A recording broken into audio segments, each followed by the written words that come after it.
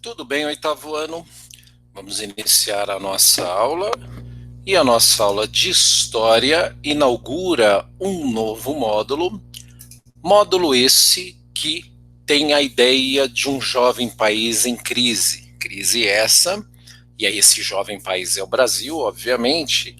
Crise essa gerada por algumas decisões de Dom Pedro I ao redigir e executar a nossa primeira Constituição, a Constituição de 1824. Então, obviamente que, feita a Constituição, e nós vamos entender nas entrelinhas, né, mais aprofundado, que esta Constituição ela acabou gerando, não para grupos próximos a Dom Pedro, mas na maioria da população, acabou gerando insatisfações, insatisfações essa que, então, teremos dois conflitos importantes que nós vamos estudar nesse módulo. O primeiro, a Confederação do Equador, e a outra, a Guerra da Cisplatina. Então, nós vamos entender essas questões governamentais, a crítica da maioria da população em relação à Constituição e o enfraquecimento do monarca em relação a essas revoltas que acabaram enfraquecendo seu poder no que diz respeito à representatividade. Então vamos juntos então ver aqui. Primeiro, vamos pensar nessa oposição, e essa oposição ela está muito ligada com a criação, que nós até já trabalhamos em aula anterior, do poder moderador e desse autoritarismo que acabou criando muitos inimigos, né? Quando eu falo inimigos é no sentido dessa oposição de não se sentirem representados pelo governo a partir dessa perspectiva.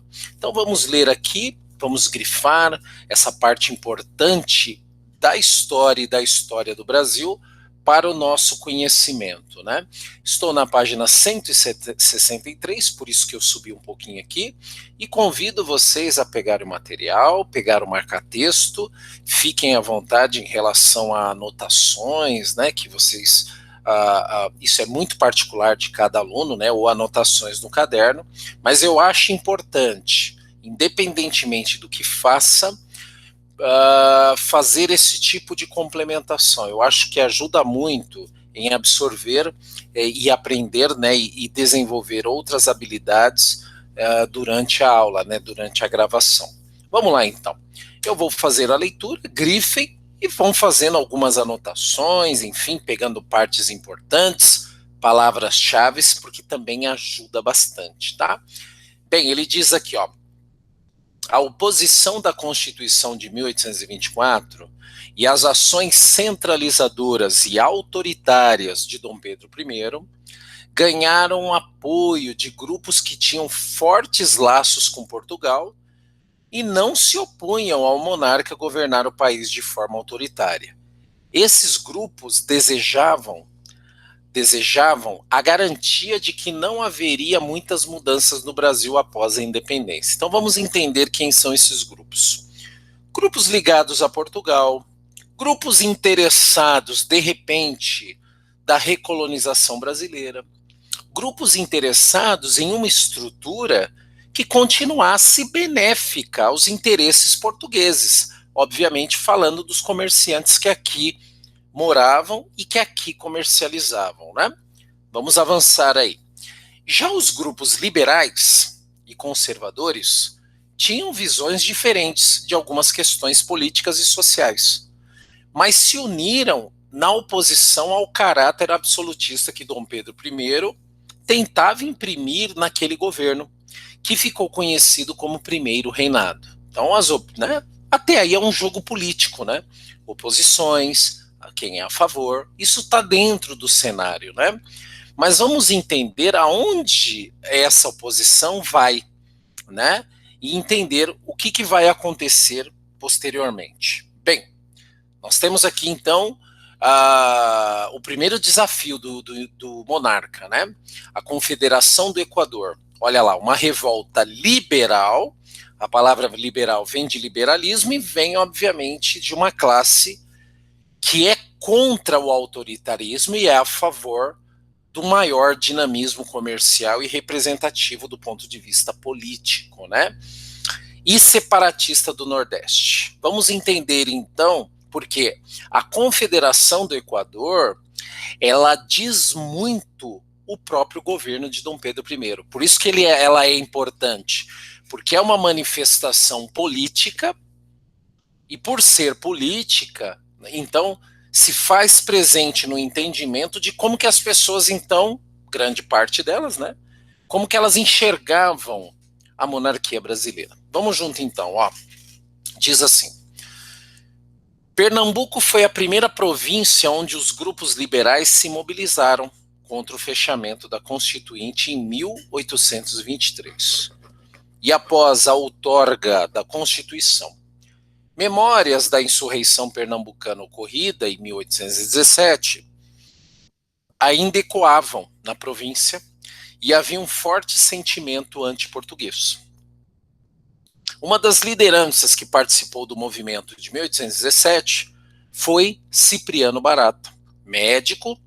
Ele fundou o jornal Sentinela da Liberdade para defender a liberdade de imprensa em um sistema federativo em que as províncias tivessem voz ativa. Então, ó, prestem bem atenção.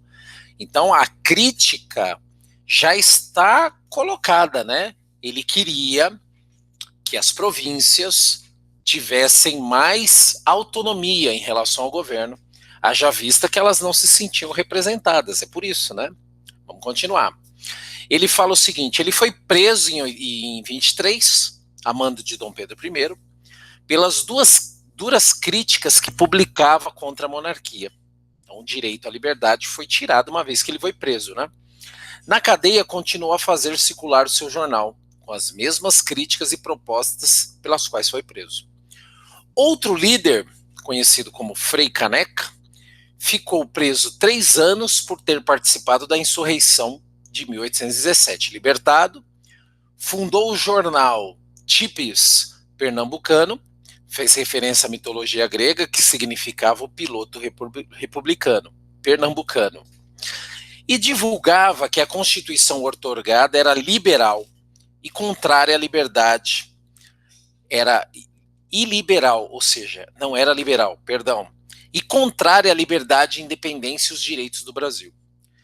Dizia que o poder moderador era a chave mestra da opressão, olha a crítica ferrenha ao poder moderador, né, da nação brasileira. Conclamava a população a lutar contra os desmandos do governo imperial, implantando uma república em torno das lideranças liberais de seus jornais.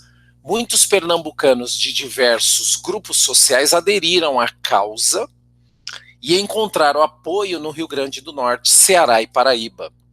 Planejaram a proclamação da independência dessa região e a formação de uma república que se chamaria Confederação do Equador, por causa da proximidade com a linha do Equador. Então vamos dar uma olhada aqui, ó, né? Deixa eu só terminar de ler para apresentar essa representação cartográfica, que aí facilita o nosso entendimento visual sobre a Confederação do Equador, tá? O estopim da revolta foi a nomeação de um presidente para a província, escolhida por Dom Pedro I, leal ao imperador e rejeitado pelos locais. Esse fato ocorreu em julho de 1824, e a Confederação do Equador foi proclamada. O tráfico de escravos nos portos de Recife chegou a ser abolido pelos revoltosos, afastando as elites agrárias que tinham simpatia pelo movimento. Então olha aqui, ó, o que está pintado aqui, ó, né? Olha só a organização, né, a importância. Confederação por causa dessa proximidade da linha imaginária do Equador, tá? E esses territórios, então, entendiam que o governo não os representava. Por isso, a criação dessa confederação. E por isso, a ideia, olha que interessante, política e liberal de um separatismo. A ideia era, de fato, se separar da monarquia brasileira. Então tinha um caráter, sim, político, e tinha uma organização política por trás dessa confederação. Bem, o que diz aqui? Dom Pedro não negociou, ordenou uma forte repressão ao movimento separatista e a condenação à morte de 9 de seus líderes. Muitos outros participantes foram presos. Frei Caneca, principal liderança do movimento, foi executado a tiros diante da recusa do carrasco oficial em enforcá-lo. Em 1983, o pintor, aí ele fala, né, aqui, gente, só para vocês entenderem, né, nós temos aqui uma produção artística, né, do que foi no período. Mas, veja bem,